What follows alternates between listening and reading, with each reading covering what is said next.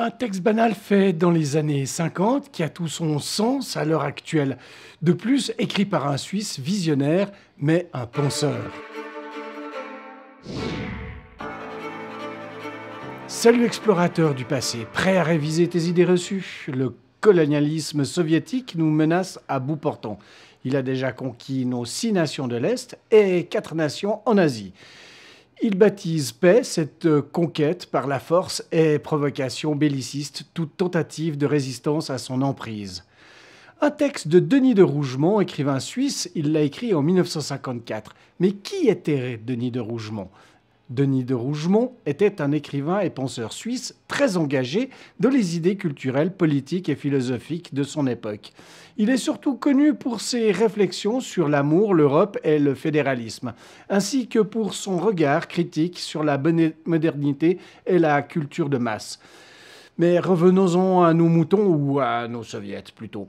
Figure-toi, le colonialisme soviétique est toujours très très vivant. Oui.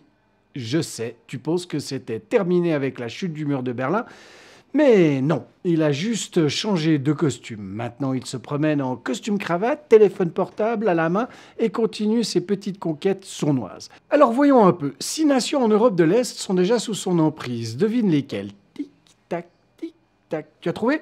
Eh bien, je te les donne en mille. C'est la Pologne, la Tchécoslovaquie, la Hongrie, la Roumanie, la Bulgarie et l'Allemagne de l'Est. Bien évidemment, c'est avant la chute de l'Empire soviétique. Et les 4 autres en Asie, tu les as?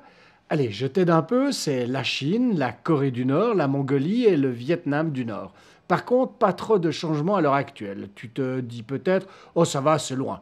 Mais non, chaque influence amicale est en réalité une prise de contrôle en douceur, comme si un éléphant entrait dans un magasin de porcelaine et qu'on te disait « Ne t'inquiète pas, il te fait juste du shopping ».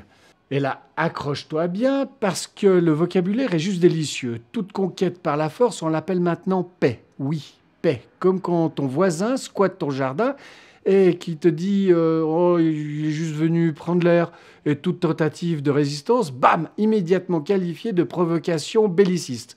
Génial, non? Tu es agressé et c'est toi le méchant.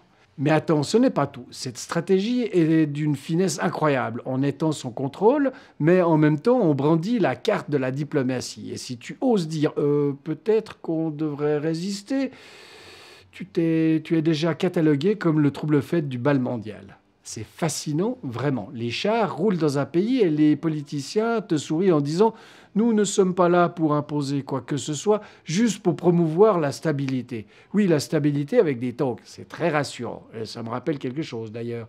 Et puis, soyons honnêtes, qui n'aimerait pas être envahi sous couvert de paix? C'est comme recevoir un gâteau empoisonné avec un joli ruban. Tu te dis merci, mais surprise, tu es déjà conquis.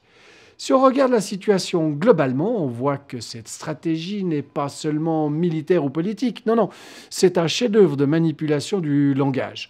Chaque mouvement est codé, chaque action est camouflée et chaque mot est étudié pour faire passer l'invasion pour de la gentillesse. Alors, quelle est la leçon ici? Restez attentifs parce que le colonialisme soviétique moderne, c'est un peu comme un chat très mignon, sauf qu'il a des griffes, des missiles et une armée derrière lui.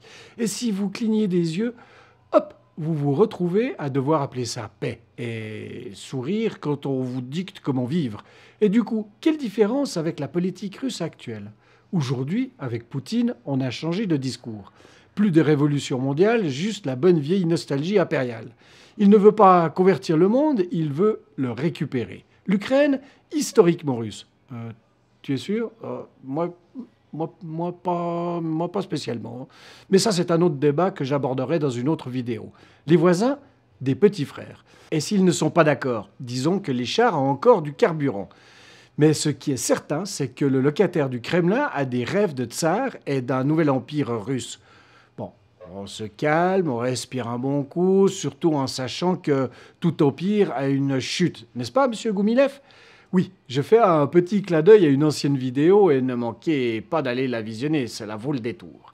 Voilà, c'était votre dose de géopolitique sarcastique pour aujourd'hui. N'oubliez pas, aimez la paix, tant que les soviétiques évidemment. Et si vous voulez continuer à rire un peu de l'histoire qui se répète, abonnez-vous, laissez un commentaire et partagez cette vidéo avant que ce soit considéré comme une provocation belliciste.